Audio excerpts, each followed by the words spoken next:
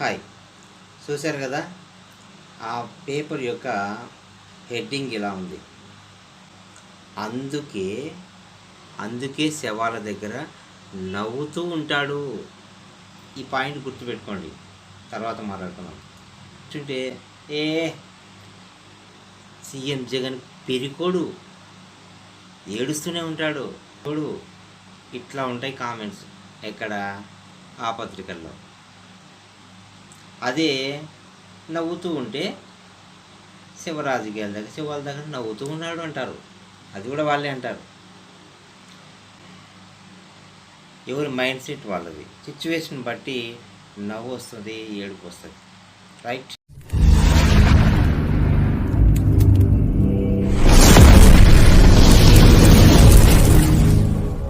Hi. ఈరోజు నేను చెప్పబోయే ఒక కంటెంట్ ఉంది. అది మీకు అందరికీ తెలుసు. నేను ఒక న్యూస్ పేపర్ చూశాను. ఆ న్యూస్ పేపర్లో ఏముందనేది ఒక్క నిమిషం చూడండి. చూసిన తర్వాత మాట్లాడుకుందాం, సరేనా? ఒకసారి ఆ వీడియోని, ఆ పేపర్ని ఒకసారి చూడండి. చూసిన తర్వాత దాని గురించి మాట్లాడుకుందాం, సరేనా?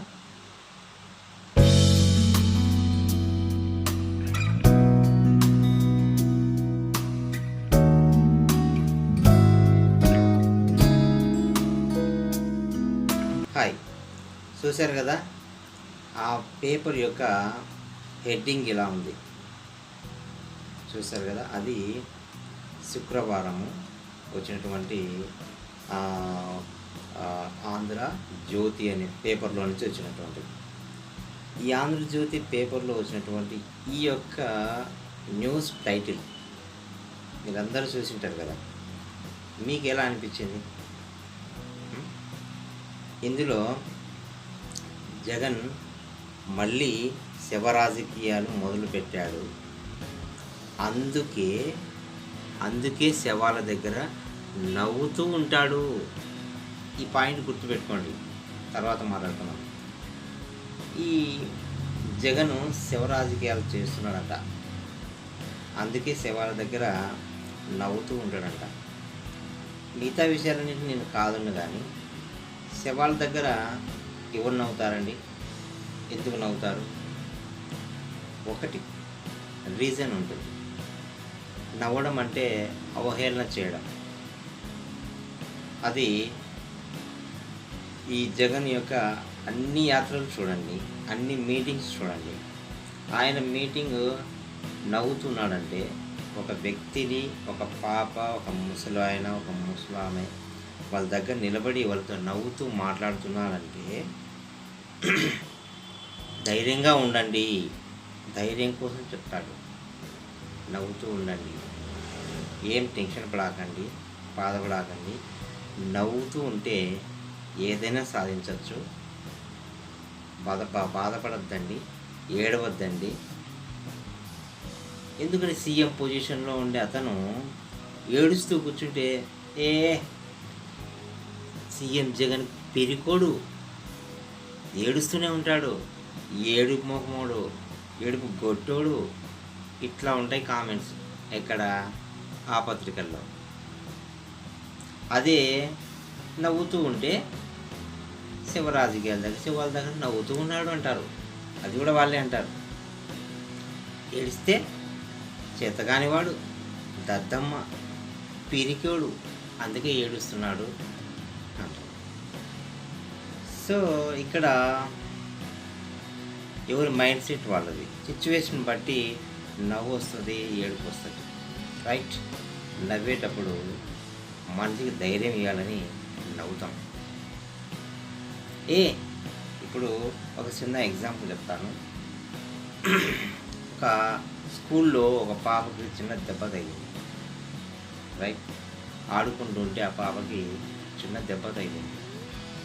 ఆ స్కూల్లో టీచరు ఆ పాపని పిలిచి, ఏమైంది మా చూపించండి అంటారు. సార్ దెబ్బ తగిలింది నాకు, చూడండి అని చెప్పి చూపిస్తుంది.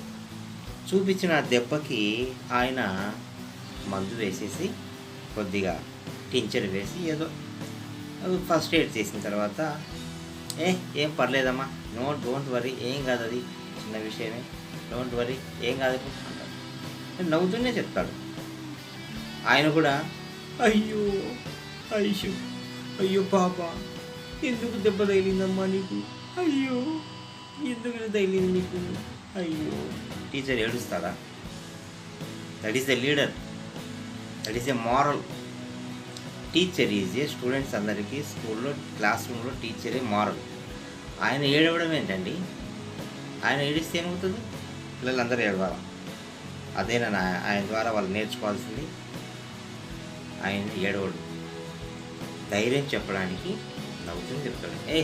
ఏం కాదులేరా, పోతుంది, ఏం కాదు, కూల్ కూల్ కూల్, ఏం కాదు అంటాడు. అది నవ్వినట్ట. ఒక టీచరు స్టూడెంట్స్కి మారల్గా ఎలా ఉంటాడు? అతను ఏడవకుండా నవ్వుతూ చెప్తాడు. ఒక రాజకీయంలో కూడా ఈయన పొజిషన్లో, ఈయన లీడర్, సీఎం, ఈయన ఏడవడం ఏంటి? అందరికీ మారల్ ఈయన. ఆ మారల్ పర్సన్ ఆయన ఏడిస్తే నో, అతను నవ్వుతూ అందరికీ ధైర్యం చెప్తాడు. నవ్వులో ధైర్యం ఉంది, ఏడుపునేముంది మీకు తెలుసు బాగా. సో ఆ వీడియో క్లిప్పు నాకు ఆ విధంగా అనిపించిందండి. శివరాజకీయాలు చేస్తున్నాడు, అది వాళ్ళ విషయం. అది అంటే అఫ్కోర్స్ ఈయన కూడా ఎన్ని శివరాజకీయాలు చేయలేదు, చాలా ఉన్నాయి, అంత దూరం అవసరం లేదు. కానీ నాకు అనిపించిన పాయింట్ ఏంటంటే, నవ్వుతూ ఉంటాడు శివాల దగ్గర. ఆయనగా పిచ్చా, ఎందుకు నవ్వుతాడండి? వాళ్ళు ఏడుస్తూ ఉంటే ఈయన ఏడవడు, అవసరం లేదు. ఒక లీడర్ ఏడవలసిన అవసరం లేదు. నలుగురికి ధైర్యం చెప్పేటప్పుడు ఇతను నవ్వుతూ, అది విషయమే, సాధారణ విషయమేనమ్మా, సింపుల్ మ్యాటర్, దాని గురించి పెద్ద టెన్షన్ బాగా పని లేదు, భయపడాకండి, మాస్టర్, సింపుల్ మ్యాటర్, కూర్పు తల్లి చెప్తాడు. దాన్ని, చిన్న విషయాన్ని యానో ఏదో స్కూల్లో పాప వెళ్తూ సైకిల్ నుంచి కింద పడి చిన్న మోకాలికి దెబ్బ తగిలిందట. ఆ మోకాలి దెబ్బను అయ్యో పెద్ద దెబ్బ తగిలింది, రక్తం వచ్చిందని చెప్పి పేపర్కి వేసినట్టు చిన్న విషయాన్ని, ఒక న్యాచురల్ ఇన్సిడెంట్ని పెద్ద హెడ్డింగ్ పెట్టారు. పెద్ద హెడ్డింగ్, శివరాజకీయాలంట. అది ఎంతవరకు కరెక్టో వాళ్ళకే తెలియాలి. ఇదే నాకు అనిపించిన పాయింట్. ఈ పాయింట్ మీకు నచ్చితే లైక్ చేయండి. ఇలాంటి కంటెంట్ నెక్స్ట్ వస్తుంది, నా వీడియోస్ చూస్తూనే ఉండండి. Okay, thank you very much.